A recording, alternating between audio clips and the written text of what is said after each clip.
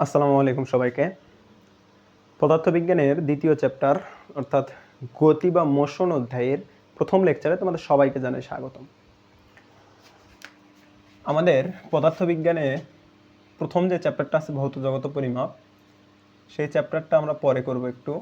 আমরা প্রথমে স্টার্ট করব গতি বা মোশন চ্যাপ্টার দিয়ে।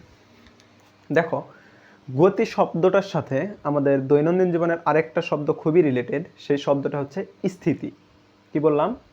স্থিতি। তাহলে গতি কি এবং স্থিতি কি, এই দুইটা জিনিস যদি আমি একটু তোমাদেরকে বলি। দেখো, প্রথমে আমরা শিখব স্থিতি, দেন আমরা গতি নিয়ে ডিটেলস আলোচনা করব।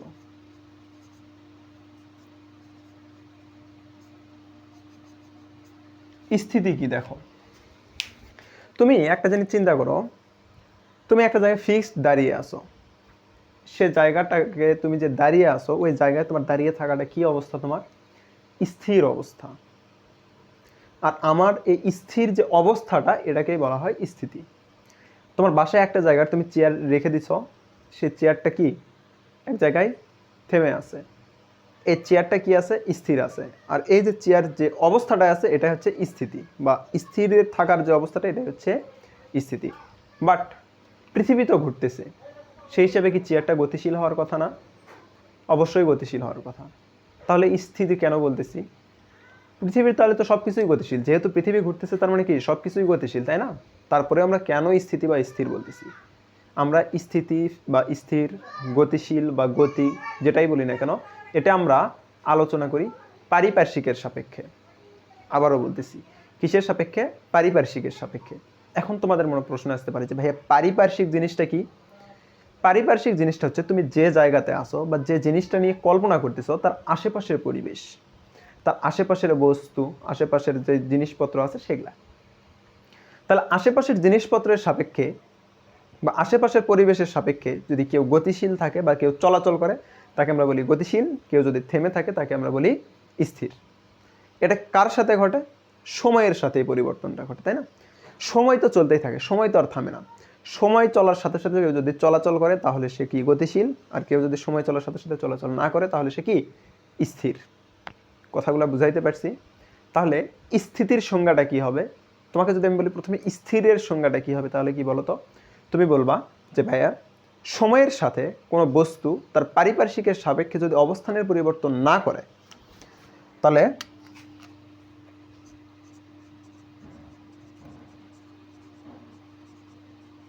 সময়ের সাথে কোনো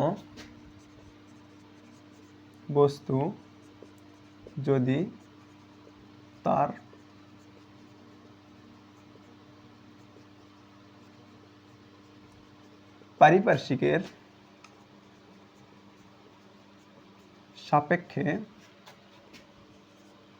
পারিপার্শ্বিকের সাপেক্ষে অবস্থানের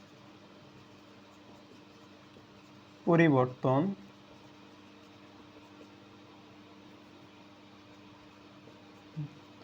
না করে, তাহলে তাকে স্থির বলা হয়। তাহলে তাকে কি বলা হয়? স্থির বলে। তাহলে সময়ের সাথে কোনো বস্তু যদি তার পারিপার্শ্বিকের সাপেক্ষে অবস্থানের পরিবর্তন না করে, তাহলে তাকে কি বলা হয়? স্থির বলা হয়।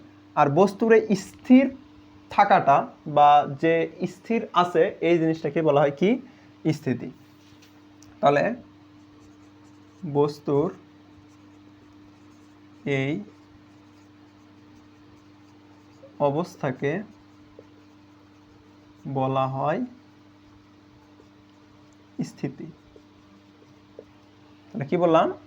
সময়ের সাথে কোনো বস্তু যদি তার পারিপার্শ্বিকের সাপেক্ষে অবস্থানের পরিবর্তন না করে, তাহলে তাকে আমরা বলি স্থির। আর বস্তুর এই অবস্থাকে বলা হয় স্থিতি। তাহলে গতি কি হবে? সময়ের সাপেক্ষে কোনো বস্তু যদি, মানে সময়ের সাপেক্ষে বলতেছি, সময়ের সাথে কোনো বস্তু যদি তার পারিপার্শ্বিকের সাপেক্ষে অবস্থানে পরিবর্তন করে, তাহলে তাকে গতিশীল বলে। আর বস্তুর এই অবস্থাকে কি বলে? গতি বলে, তাই না? অবস্থানের পরিবর্তন না করলে যেহেতু স্থির হয়, তাহলে পরিবর্তন করলে কি হবে? গতিশীল। আর এই গতিশীল এই অবস্থাকে বলা হয় গতি। তাহলে লেখো, সময়ের সাপেক্ষে কোনো সময়ের সাপেক্ষে না, সময়ের সাথে কোনো বস্তু যদি তার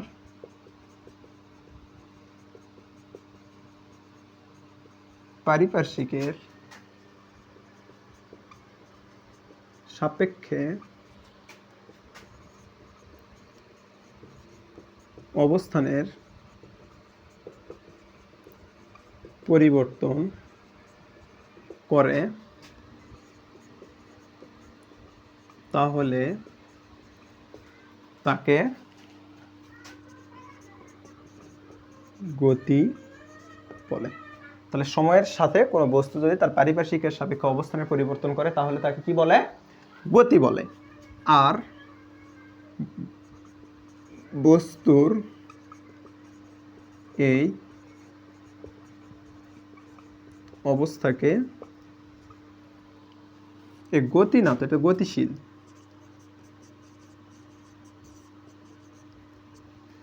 কি সময়ের সাপেক্ষে কোনো বস্তু যদি তার সময়ের সাথে কোনো বস্তু যদি তার পারিপার্শ্বিকের সাপেক্ষে অবস্থানে পরিবর্তন করে তাহলে তাকে গতিশীল বলে। আর বস্তুর এই অবস্থাকে গতি বলে। আশা করি জিনিসটা বুঝাইতে পারছি। তাহলে কি, সময়ের সাথে কোনো বস্তু যদি তার পারিপার্শ্বিকের সাপেক্ষে অবস্থানের পরিবর্তন না করে তাহলে তাকে স্থির বলে। বস্তুর এই অবস্থাকে বলা হয় স্থিতি, বা বস্তুর এই অবস্থাকে স্থিতি বলে। আর সময়ের সাথে কোনো বস্তু যদি তার পারিপার্শ্বিকের সাপেক্ষে অবস্থানের পরিবর্তন করে তাহলে তাকে গতিশীল বলে। বস্তুর এই অবস্থাকে গতি বলা হয়। এখন দেখো, এই গতিরই আমাদের বইয়ে প্রকার বলা আছে।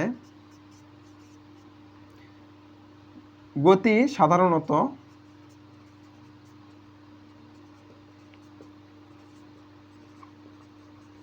পাঁচ প্রকার।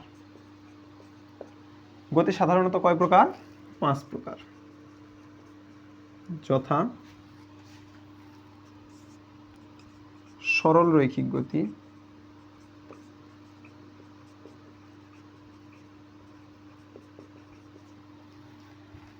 দুই নম্বর ঘূর্ণন গতি,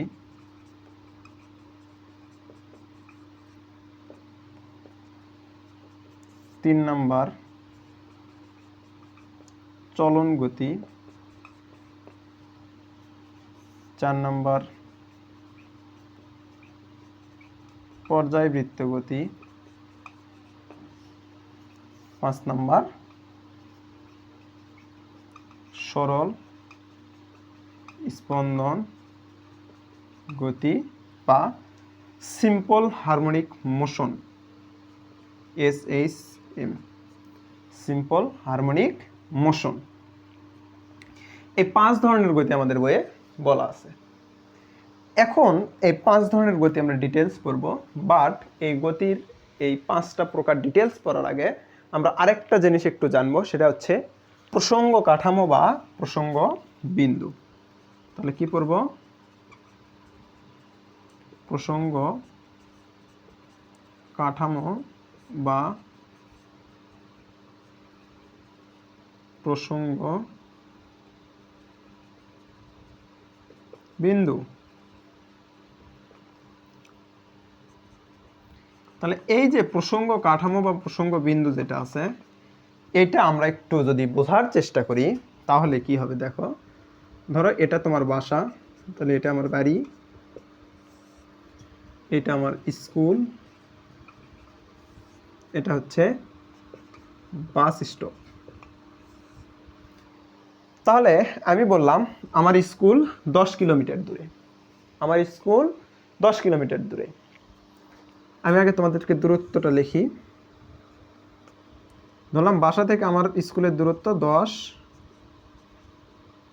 কিমি।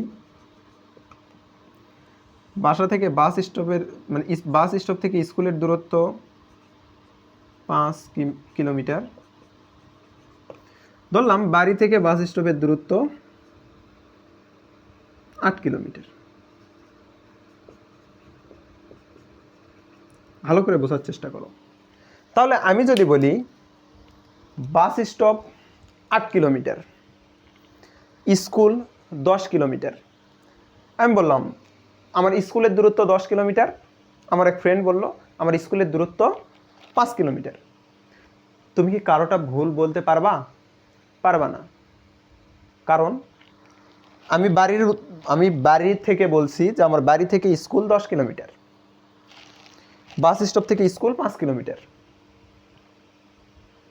বুঝতে পারছো কথাটা? দেখো, আমি বাসা থেকে বললাম আমার স্কুল 10 কিলোমিটার দূরে, আর আমার এক বন্ধু বাস স্টপ থেকে বললো আমার স্কুল 5 কিলোমিটার দূরে। এই যে দূরত্বের পরিবর্তন হইলো, এক জায়গা থেকে 10 কিলোমিটার হলো, এক জায়গা থেকে 5 কিলোমিটার হইলো। এটা কেন হইলো? কারণ আমাদের যে জায়গাটা থেকে বলছি এই জায়গাটা আলাদা আলাদা। আমি বলছি আমার বাড়ি থেকে, আমার ফ্রেন্ড বলছে বাস স্টপ থেকে। তাহলে এই যে জায়গাটার সাপেক্ষে আমরা কোনো কিছুর অবস্থান নির্ণয় করি, সেই জায়গাটাকে বলা হয় প্রসঙ্গ কাঠামো। বাড়ি একটা কাঠামো, বাস স্টপ একটা কাঠামো, আর এই জিনিসটাকে প্রসঙ্গ করে আমরা এটা তুলতেছি, এই জিনিসটাকে প্রসঙ্গ করে আমরা এটার দূরত্বটা তুলতেছি বা নির্ণয় করতেছি।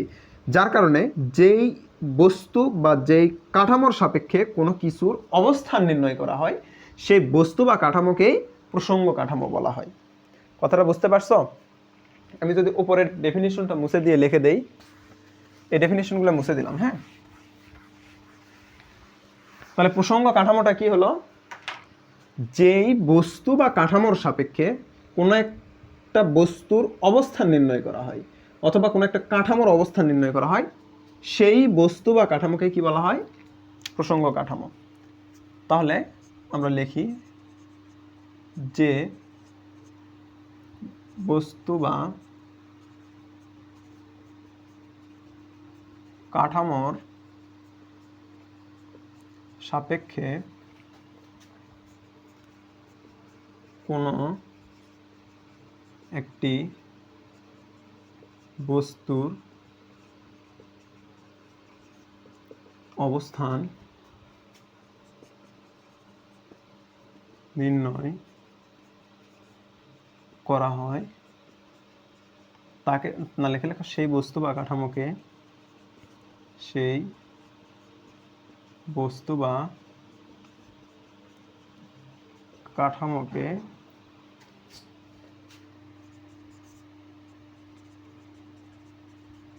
প্রসঙ্গ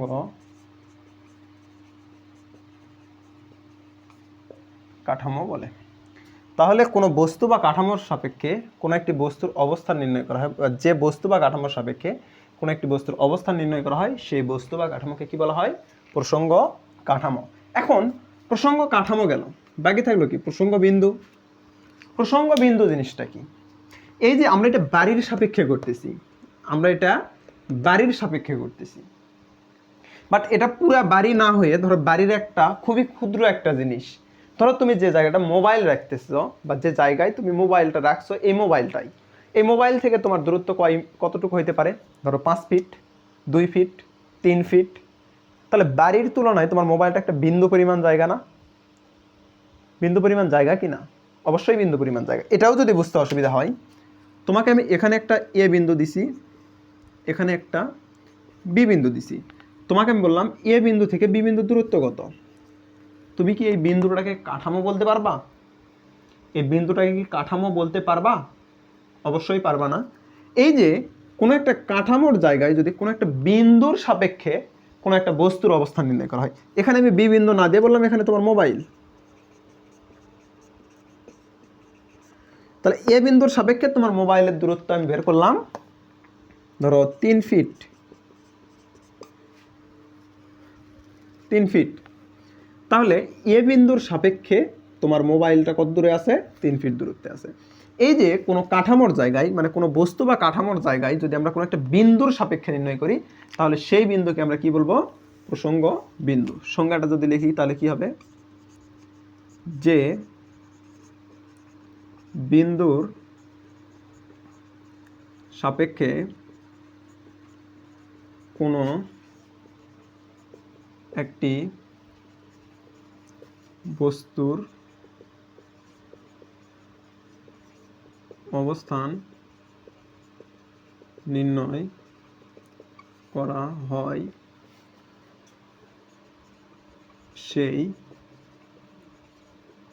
বিন্দুকে প্রসঙ্গ বিন্দু বলে। তাহলে আশা করি প্রসঙ্গ কাঠামো এবং প্রসঙ্গ বিন্দু এই দুইটা জিনিস তোমাদের ক্লিয়ার। ক্লাস রেকর্ড হচ্ছে? হ্যাঁ, রেকর্ড হচ্ছে।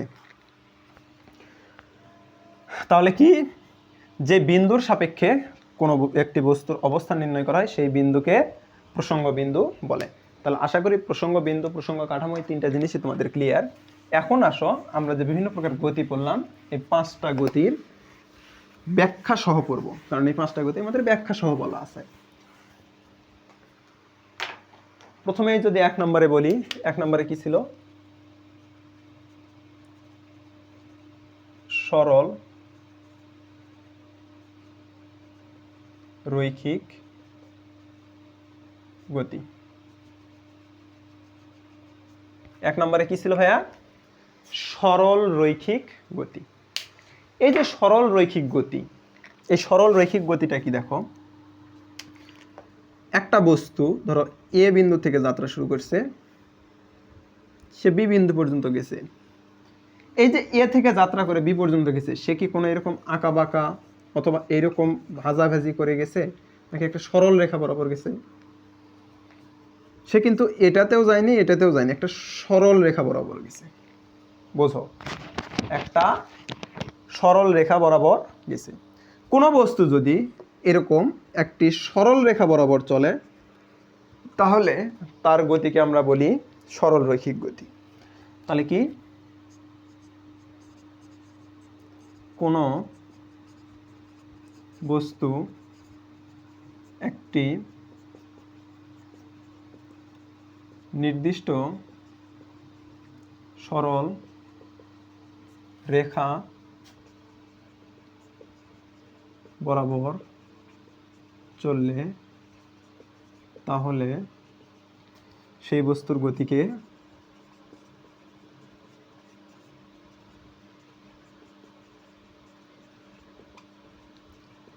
সরল রৈখিক গতি বলে। তাহলে কোনো একটি বস্তু একটি নির্দিষ্ট সরলরেখা চললে তাহলে সেই বস্তুর গতিকে সরল রৈখিক গতি বলে। এর উদাহরণ তোমরা বিভিন্ন কিছু দৈনন্দিন জীবনেই দেখো। ধরো যে একটা বাস সোজা রাস্তায় চলতেছে, তাহলে এই বাসের গতিটা কি গতি? সরল রৈখিক গতি। একটা মোটরসাইকেল সোজা রাস্তায় চলতেছে, তাহলে এর গতিটা কি গতি? সরল রৈখিক গতি। অর্থাৎ কোনো কিছু সোজা চললেই, সোজা একটি নির্দিষ্ট রেখা বরাবর চললেই তাহলে তাকে আমরা কি বলবো?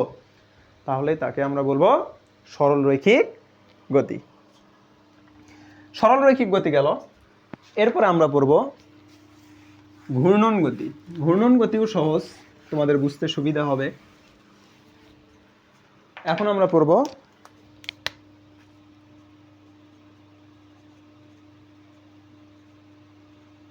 ঘূর্ণন গতি।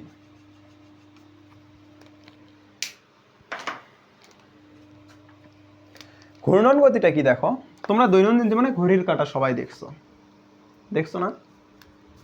তাহলে ধরো এটা একটা ঘড়ি, এটা একটা ঘড়ি, এর এটা মাঝ বিন্দু, এখান থেকে একটা মিনিটের কাঁটা আছে বা সেকেন্ডের কাঁটা আছে। এই সেকেন্ডের কাঁটার মাথায় যেটা আছে সেটাও তো একটা বিন্দু, তাই না? তাহলে এই সেকেন্ডের কাঁটার মাথা যেটা, এই মাথাটাকে আমরা একটা বিন্দু ধরে নিলাম। এই বিন্দুটা কি করতেছে দেখো তো, একটা নির্দিষ্ট বিন্দু থেকে নির্দিষ্ট পরিমাণ দূরে থেকে, একটি নির্দিষ্ট বিন্দু থেকে নির্দিষ্ট পরিমাণ দূরে অবস্থান করতেছে না? এবং এই যে বিন্দুটাকে কেন্দ্র করে সে একই দূরত্বে কি করতেছে? বারবার ঘুরতেছে। একই দূরত্বে কি করতেছে? সে বারবার ঘুরতেছে। ধরো যে সেকেন্ডের কাঁটা যদি এই রেখা দিয়ে ঘোরে, সেকেন্ডের কাঁটা যদি, দাগটা বোঝা যাচ্ছে না ভালোভাবে, ধরো যে এই রেখা দিয়ে ঘোরে, সে কি এই রেখার বাইরে কখনো এই রেখা, কখনো এই রেখা, কখনো এরকম, কখনো এরকম, এরকম হবে? হবে না। সে নির্দিষ্ট এই একটা রেখার উপর দিয়েই সবসময় ঘুরবে। এবং কিভাবে ঘুরবে? এর কেন্দ্রের যে বিন্দুটা আছে এই বিন্দুটাকে কেন্দ্র করে। তাহলে ঘূর্ণন গতি কি হবে? কোনো একটি বস্তু যদি একটি বিন্দু হতে নির্দিষ্ট পরিমাণ দূরত্ব থেকে ওই বিন্দুকে কেন্দ্র করে একটি বৃত্তাকার কক্ষপথে ঘোরে তাহলে তাকে কি বলবো? ঘূর্ণন গতি বলবো। যেমন দেখো এখানে মিনিটের কাঁটা এখানের মাথা যে ধরলাম, এখানে মিনিটের কাটার যে মাথাটা, সেখানে এই মিনিটের মাথার মানে কাঁটার মাথাটা কি করতেছে, এই যে একটা বিন্দু থেকে নির্দিষ্ট পরিমাণ দূরে থেকে এই বিন্দুকে কেন্দ্র করে একটি বৃত্তাকার কক্ষপথে সে কী করতেছে, ঘুরতেছে। এই গতিকে আমরা কি বলতেছি, ঘূর্ণন গতি। তাহলে সংজ্ঞাটা লিখি যদি, তাহলে কি হবে, কোনো বস্তু যদি একটি বিন্দু হতে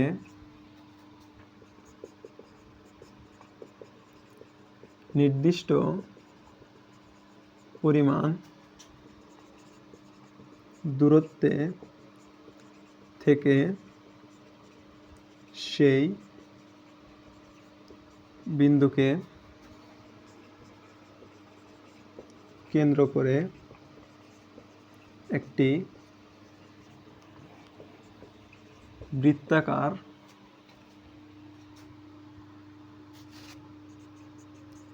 পথে ঘুরতে থাকে, তাহলে তার গতিকে ঘূর্ণন গতি বলে। তাহলে কি বললাম, কোনো একটি বস্তু যদি একটি বিন্দু হতে নির্দিষ্ট পরিমাণ দূরত্বে থেকে সেই বিন্দুকে কেন্দ্র করে একটি বৃত্তাকার পথে ঘুরতে থাকে, তাহলে তার গতিকে কি বলে, ঘূর্ণন গতি বলে। উদাহরণ কি দিতে পারো, উদাহরণ ঘড়ির কাঁটার গতি, তারপরে ফ্যানের গতি বা ফ্যানের পাখার যে গতি সেই গতিটা, গাড়ির চাকার গতি, এগুলা কোন গতির উদাহরণ, এগুলা ঘূর্ণন গতির উদাহরণ। তাহলে ঘূর্ণন গতিটাও বুঝতে পারছো। এখন আসলে আমরা পড়বো চলন গতি। এখন কি পড়বো, চলন গতি।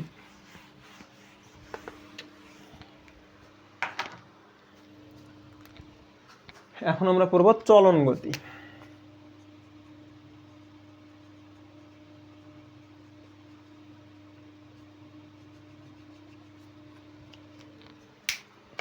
চলন গতিটা কি দেখো, বস্তুর সকল কণা যদি একই সময়ে একই পরিমাণ দূরত্ব অতিক্রম করে। কি বললাম, বস্তুর সকল কণা যদি একই সময়ে একই পরিমাণ দূরত্ব অতিক্রম করে। উদাহরণ আমি তোমাদেরকে ডাস্টার দিয়ে বোঝাচ্ছি। দেখো, আমি ধরো এখানে একটা সরল রেখা দিলাম বা যে কোনো রেখাই দিলাম, এটা হচ্ছে দিলাম এ বিন্দু, এটা দিলাম বি বিন্দু। ভালো করে বোঝার ট্রাই করো। আমি এই ডাস্টারটাকে এখানে রাখলাম, এ বিন্দুতে রাখলাম। দেখো এখানে আমি বি বিন্দু মানে এখানে একটা বিন্দু দিলাম সি বিন্দু। তাহলে এখান থেকে আমি যখন নিয়ে যাচ্ছি, সময়ের সাথে সাথে কি হচ্ছে, ডাস্টারটা সামনের দিকে যাচ্ছে। ঠিক যখন এই জায়গাতে আসলাম, তখন এটাকে দিলাম আমি ধরো ডি বিন্দু, এটাকে দিলাম ই বিন্দু। তাহলে তুমি দেখো এই এ থেকে ডি পর্যন্ত দূরত্ব এবং সি থেকে ই পর্যন্ত দূরত্ব কি হয়েছে, একই হয়েছে। কারণ কি দেখো, এখানে ডাস্টারটা আমি ধরছি, এখানে সোজা রেখা নিয়ে গিয়ে এখানে থামাইছি, এই পর্যন্ত কি বুঝতে পারছো। এখন দেখো কেন আমি এটা দিলাম, এই এ বিন্দুর এখানে ছিল এই ডাস্টারের শেষ প্রান্ত, আর সি বিন্দুতে ছিল ডাস্টারের শুরুর প্রান্ত।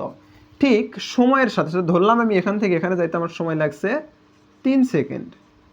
তাহলে এই 3 সেকেন্ডে ডাস্টারের এই পয়েন্ট, এই পয়েন্ট, এই পয়েন্ট, এই পয়েন্ট, এই পয়েন্ট, এই পয়েন্ট, এই পয়েন্ট, এই পয়েন্ট, এই পয়েন্ট, এই পয়েন্ট বা শুরু শেষ যে পয়েন্টই বলি না কেন, প্রত্যেকটা পয়েন্ট কী করছে, সমান দূরত্ব অতিক্রম করছে। এই পয়েন্ট যেটা ছিল সেটা কই গেছে, 3 সেকেন্ড পরে এখানে গেছে, এটা কই গেছে, এখানে গেছে, এই পয়েন্টটা এখানে গেছে। এভাবে কি হয়েছে, প্রত্যেকটা পয়েন্ট সমান দূরত্ব অতিক্রম করছে। বাট ডাস্টারটাকে যদি আমি এখানে রাখলাম, ধরো এখানে রাখলাম, এখানে একটা রাউন্ড রেখা দিলাম আমি ডাস্টারটাকে, এটা তার শেষ প্রান্ত, এটা তার সামনের প্রান্ত, এটা তার সামনের প্রান্ত। ডাস্টারটাকে যদি আমি এইভাবে ঘুরাইতাম, ডাস্টারটাকে যদি আমি এইভাবে ঘুরাইতাম, তাহলে দেখো এই সময় পরে আমার এখানে আসছে শেষ প্রান্ত, এখানে গেছে সামনের প্রান্ত। তাহলে দেখো তো এখানে কতটুকু দূরত্ব এবং এখানে কতটুকু দূরত্ব, এই দুইটা দূরত্ব অতিক্রম করতে ডাস্টারটা সেম সময় লাগছে, বাট এর শুরুর প্রান্ত যেটা সেটা বেশি গেছে, শেষ প্রান্ত যেটা সেটা কি করছে, সেটা কম গেছে।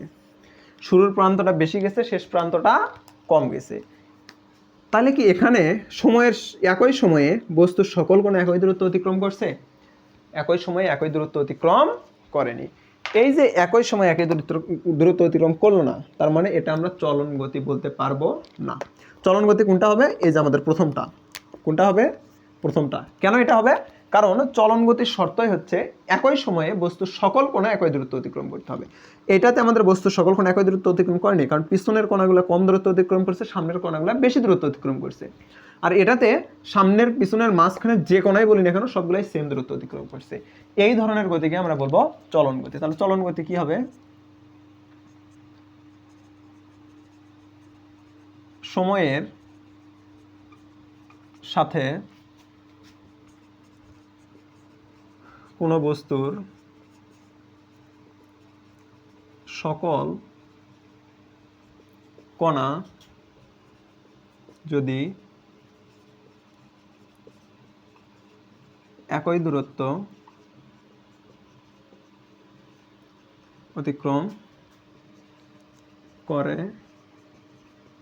তাহলে সেই বস্তুর গতিকে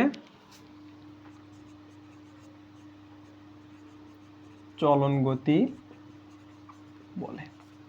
তাহলে কি বললাম? সময়ের সাথে কোনো বস্তুর সকল কণা যদি একই দূরত্ব অতিক্রম করে তাহলে সেই বস্তুর চলনকে কি বলে? সেই বস্তুর গতিকে চলন গতি বলে।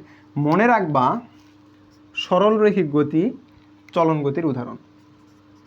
কি বললাম? সরল রৈখিক গতি চলন গতির উদাহরণ। তাহলে চলন গতি এক ধরনের কি ধরনের গতি? চলন গতি এক ধরনের সরল রৈখিক গতি। মার্কার কি আছে? সরল রৈখিক গতিও এক ধরনের কি গতি? চলন গতি। তো আশা করি চলন গতিটাও তোমরা বুঝতে পারছো। এরপরে আমরা পড়ব পর্যায়বৃত্ত গতি এবং সরল স্পন্দন গতি। এই দুইটা গতি আমাদের পড়লেই আমাদের গতি নিয়ে মোটামুটি যে টাইপগুলো ছিল সেগুলো নিয়ে পড়া শেষ। এখন আমরা কি পড়বো? আসো, এখন আমরা পড়ব পর্যায়বৃত্ত গতি।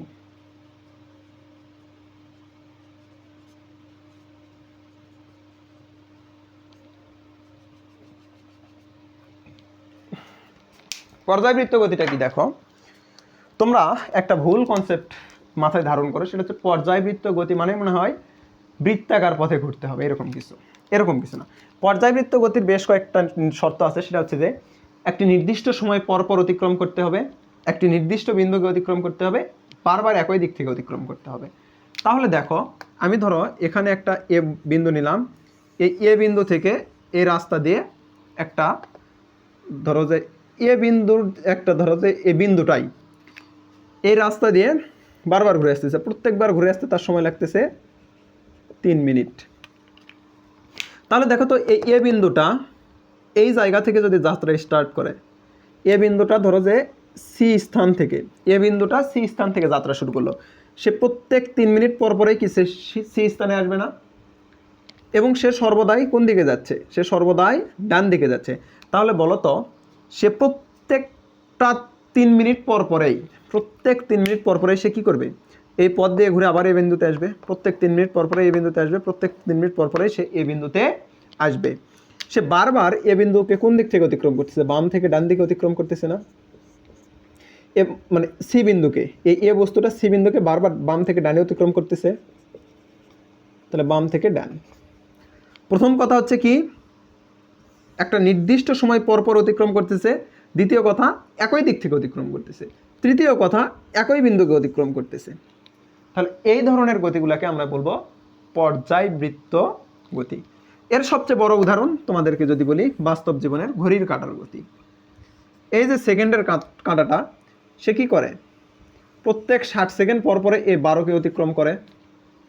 ধরো 12কে দিয়ে উদাহরণ দিচ্ছে, তাহলে সে কি করে? প্রত্যেক 60 সেকেন্ড পর পরে 12কে অতিক্রম করে। বারবার এই বাম থেকে ডান দিকে অতিক্রম করে, বারবার বাম থেকে ডান দিকেই অতিক্রম করে, এবং এই 12কেই অতিক্রম করে। তাহলে এই গতিটাও একটা কি? পর্যায়বৃত্ত গতি। তাহলে সংজ্ঞাটা যদি লিখি তাহলে কি হবে? কোনো বস্তু যদি একটি নির্দিষ্ট বিন্দুকে, ধরলাম এই সি নির্দিষ্ট বিন্দুকে একটি নির্দিষ্ট সময় পরপর, ধরলাম এই 3 মিনিট নির্দিষ্ট সময়টা, তাহলে কোনো বস্তু যদি একটি নির্দিষ্ট বিন্দুকে একটি নির্দিষ্ট সময় পরপর বারবার একই দিক থেকে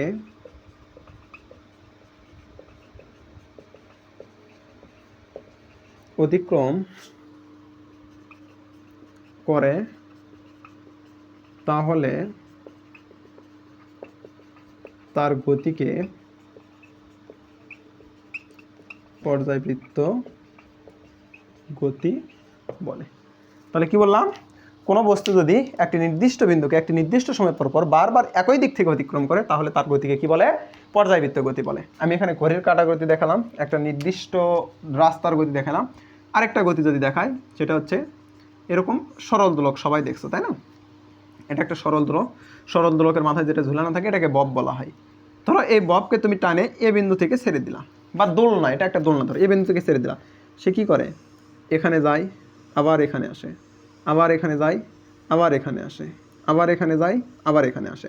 ধরো তুমি এ বিন্দুতে একে কি করছো, এ বিন্দুতে একে তুমি টেনে নিয়ে ছেড়ে দিছো, তাহলে কি সে এখানে গেল, গিয়ে আবার এখানে আসলো, তাহলে দেখো এখানে যাওয়ার পরে এখানে আসার পরে সে আবার কি এইদিকেই যাচ্ছে না, যায় আবার আসার পরে কি আবার কি এদিকেই যাচ্ছে না, তাহলে দেখো তো সে প্রত্যেকবার যায় ঘুরে আসে আবার একই দিকে যাচ্ছে, ঘুরে আসে আবার একই দিকে যাচ্ছে, ঘুরে আসে আবার একই দিকে যাচ্ছে। তার মানে এই সাইটের প্রত্যেকটা গতি দেখো তো সে কি একটা নির্দিষ্ট সময় পর একই দিক থেকে অতিক্রম করবে না, যদি বাতাসের বাধা না থাকে। তোমরা অনেকেই মনে করো যে ভাইয়া এটা তো এদিকে যাওয়ার পরে এদিকে আসতেছে, তাহলে এটা পর্যাবৃত্ত গতি কেমনে হয়? আচ্ছা এদিক থেকে আসুক না, এদিকে যাওয়ার পরে সে আবার তো এখানেই আসতেছে, আসে আবার যাচ্ছে, ওই ঠিক সেই সময় পরে দেখবা আবার যায় ঘুরে আসে, এখান থেকে আবার যাবে, আবার ঘুরে আসে আবার যাবে, প্রত্যেকবার যায় ঘুরে আসতে আর যে সময় লাগতেছে প্রত্যেকবারে সে সময়টা কি থাকবে, ফিক্সড থাকবে, এবং সে এ বিন্দু থেকে বারবার এদিকেই যাচ্ছে এবং বারবার এ বিন্দুকেই কি করতেছে, একই দিক থেকে অতিক্রম করতেছে। এই যে সরল দোলকের এই গতিটা একটা পর্যায়বৃত্ত গতি। বুঝাইতে পারছি পর্যায়বৃত্ত গতি? এই সরল দোলকে আমরা আরেকটা জিনিস দেখব, সেটা হচ্ছে যে এই যে এ বিন্দু থেকে তুমি বস্তুটাকে ছাড়লা না, ধরো এই এ বিন্দু থেকে, আমি এটা একটু অন্য কালি দিয়ে যদি বুঝাই, এই এ বিন্দু থেকে বস্তুটা গেল, এ বিন্দু থেকে বস্তুটা এখানে বি বিন্দু ধরলাম, বি বিন্দুতে গেল, যাইতে তার সময় লাগলো 5 সেকেন্ড, যাইতে তার সময় লাগলো কতক্ষণ, 5 সেকেন্ড, অথবা ধরলাম যাইতে সময় লাগলো 10 সেকেন্ড, তাহলে তোমাদের জন্য সুবিধা হবে। তাহলে যাইতে যদি 10 সেকেন্ড লাগে, আসতেও কতক্ষণ লাগবে, আসতেও 10 সেকেন্ড লাগবে, আসতেও কতক্ষণ লাগবে, 10 সেকেন্ড লাগবে। এই যে এ বিন্দু থেকে গেল, এ বিন্দু থেকে গিয়ে এ বিন্দুতেই ঘুরে আসতে যে সময়টা লাগলো, এই সময়কেই বলা হয় বস্তুর পর্যায়কাল। এই সময়কে কি বলা হয়, পর্যায়কাল। এই সময়কে আমরা বলি পর্যায়কাল। তার মানে কি, একটি বস্তু যেখান থেকে যাত্রা শুরু করলো সেখানেই তার ফিরে আসতে যে সময়টা লাগে তাকে আমরা কি বলবো, পর্যায়কাল বলবো। সংজ্ঞাটা আবারও বলতেছি, একটি বস্তু একটি নির্দিষ্ট স্থান থেকে যাত্রা শুরু করে পুনরায় সেই স্থানে ফিরে আসতে যে সময় লাগে তাকে আমরা কি বলি, পর্যায়কাল বলি। তাহলে এই পর্যায়কালটা আমাদের জানতে হবে। কেন জানতে হবে? কারণ এর পরে আমরা যে গতিটা সম্পর্কে পড়বো সেটাতে আমাদের পর্যায়কাল মোস্ট ইম্পর্টেন্ট। রেকর্ড কি হচ্ছে? হ্যাঁ, রেকর্ড হচ্ছে। তাহলে দেখো পর্যায়কালের সংজ্ঞাটা যদি আমি তোমাদেরকে লিখে দেই,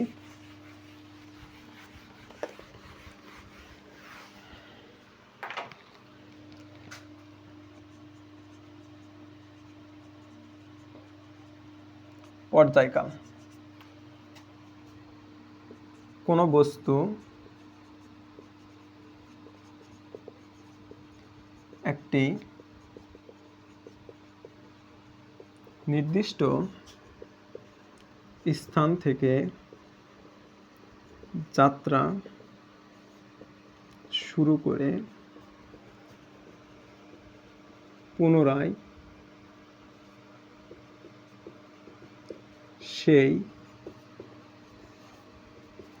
স্থানে ফিরে আসতে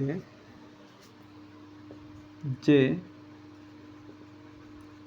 সময় লাগে তাকে সেই বস্তুর পর্যায়কাল বলে। তাহলে কোনো বস্তু একটি নির্দিষ্ট স্থান থেকে যাত্রা শুরু করে পুনরায় সেই স্থানে ফিরে আসতে যে সময় লাগে তাকে সেই বস্তুর পর্যায়কাল বলে। আমার ফোনে চার্জ কমে আসছে, আমি একটু বারবার দেখতেছি যে ক্লাসটা রেকর্ড হচ্ছে কিনা, কারণ হুট করে ক্লাস রেকর্ড যদি অফ হয়ে যায় তাহলে আবার ক্লাসটা নেওয়া কষ্ট করে বৃথা হয়ে যাবে। তাহলে পর্যায়কাল জিনিসটাকে তোমরা বুঝতে পারছো যে কোনো একটা বস্তু একটা জায়গা থেকে যাত্রা শুরু করলো, যাত্রা শুরু করে পুনরায় সেই জায়গায় ফিরে আসতে তার যে সময়টা লাগলো সেটাই কি তার পর্যায়কাল। পর্যায়কাল জিনিসটা বুঝতে পারছো? আশা করি বুঝতে পারছো। তো এই যে পর্যায়কাল জিনিসটা বুঝলাম, এখন আমরা পড়বো সরল স্পন্দন গতিটা কি। এই পর্যায়কাল যদি তোমরা বুঝে থাকো, সরল স্পন্দন গতি বোঝা তোমাদের কাছে কোনো ব্যাপারই না। এখন আমরা দেখব সরল স্পন্দন গতি। সরল স্পন্দন গতি হচ্ছে একটা বিশেষ ধরনের পর্যায়বৃত্ত গতি। সরল স্পন্দন গতিটা হচ্ছে একটা বিশেষ ধরনের পর্যায়বৃত্ত গতি। কিরকম দেখো, আমরা একটু আগে একটা সরল দোলক দেখলাম, তাই না? এই যে সরল দোলকটা, এই সরল দোলকটা আমরা কি করলাম, এ বিন্দু থেকে ছেড়ে দিলাম, সে বি বিন্দুতে উঠে গেল, গিয়ে আবার কি করলো, এ বিন্দুতে আসলো। তুমি একটা জিনিস খেয়াল করে দেখবা, একটা দোলনাকে যখন তুমি টেনে ছেড়ে দিবা, ধরো এ বিন্দু থেকে যখন ছাড়বা, এই দোলনাটা কিন্তু একটা মাঝ বরাবর জায়গায় স্থির থাকবে। মাঝ বরাবর যে বিন্দুতে দোলনাটা স্থির থাকে তাকে বলা হয় সাম্য অবস্থা বা সাম্য বিন্দু, তাকে সাম্য বিন্দু বলা হয়। আর বস্তুর এই স্থির অবস্থাকে বলা হয় সাম্য অবস্থা, সাম্য অবস্থা। তাহলে যে বিন্দুতে স্থির থাকে তাকে বলা হয় সাম্য বিন্দু, আর এই স্থির থাকা অবস্থাকে বলা হয় সাম্য অবস্থা। এখন তুমি একে যদি এ বিন্দুতে টেনে ছেড়ে দাও, তুমি যতদূর টেনে ছেড়ে দিবে সে বি বিন্দুতে ততদূরই উঠবে। এবং মজার ব্যাপার হচ্ছে, এ থেকে ছেড়ে দিয়ে সে যদি এই সাম্য অবস্থায় আসতে 5 সেকেন্ড নেয়, সেই সাম্য অবস্থা থেকে বি পর্যন্ত যাইতেও 5 সেকেন্ডই নেবে। আবার সে বি থেকে সাম্য অবস্থায় আসতে আবার 5 সেকেন্ড নেবে, তার মানে এ পাশে টোটাল সে নিল 10 সেকেন্ড। আবার সে এই সাম্য অবস্থা থেকে এ বিন্দুতে আসতে আবার 5 সেকেন্ড নেবে, তাহলে এ পাশেও টোটাল কত নিল, 10 সেকেন্ড। তাহলে আমরা পর্যায়কালের সংজ্ঞাটা কি বললাম, একটি বস্তু কোনো একটি নির্দিষ্ট বিন্দু থেকে বা কোনো একটি নির্দিষ্ট স্থান থেকে যাত্রা শুরু করে পুনরায় সেখানে ফিরে আসতে যে সময়টা নেয় তাকে কি বলে, পর্যায়কাল বলে। তাহলে সে এখানে যাইতে নিল 5, এখানে নিল 5, 10, আবার এখানে আসতে নিল 5, এখানে আসতে নিল 5, তাহলে 10, 5, 15 আর 5-এ 20। তাহলে এই বস্তুটার পর্যায়কাল কত আমরা পাইলাম, পর্যায়কাল 20 সেকেন্ড। সরল স্পন্দন গতি হচ্ছে এই পর্যায়কালের অর্ধেক সময়, পর্যায়কালকে 2 দ্বারা ভাগ করো তাহলে কত হয়, 10 সেকেন্ড। এই সরল স্পন্দন গতির সংজ্ঞাটা হচ্ছে, কোনো বস্তু যদি এই পর্যায়কালের অর্ধেক সময় কোনো নির্দিষ্ট দিকে এবং বাকি অর্ধেক সময় পূর্বের গতির বিপরীত দিকে চলে তাহলে তাকে সরল স্পন্দন গতি বলা হয়। এখানে দেখো তো, আমরা এই দোলনাটা যখন কি করছি, একে আমরা এ থেকে ছাড়ছি, সে সাম্য অবস্থায় গেছে, এটা তার সাম্য অবস্থা, তাহলে এখানে 5 সেকেন্ড নিছে, এখান থেকে বিতে যাইতে আবার 5 নিছে, বি থেকে আবার সাম্যতে আসতে 5 নিছে, আবার সাম্য থেকে এতে আসতে 5 নিছে, তাহলে তার মোট পর্যায়কাল কত, 20 সেকেন্ড। তার সাম্য অবস্থার বাম পাশে সে নিচে 10 সেকেন্ড, সাম্য অবস্থার ডান পাশেও নিচে সে কি 10 সেকেন্ড। এই যে তাহলে আমরা কি দেখতেছি, 20 সেকেন্ডের মধ্যে 10 সেকেন্ড সে একটি নির্দিষ্ট দিকে এবং বাকি 10 সেকেন্ড পূর্বের গতির বিপরীত দিকে চলছে। পূর্বের গতি ছিল বাম দিকে, বাকি 10 সেকেন্ড ছিল তার কোন দিকে, বিপরীত দিকে। তাহলে এই ধরনের গতিকে আমরা কি বলবো, এই ধরনের গতিকে বলবো আমরা সরল স্পন্দন গতি। তাহলে সরল স্পন্দন গতির সংজ্ঞাটা যদি লিখি, যে কোনো বস্তু যদি তার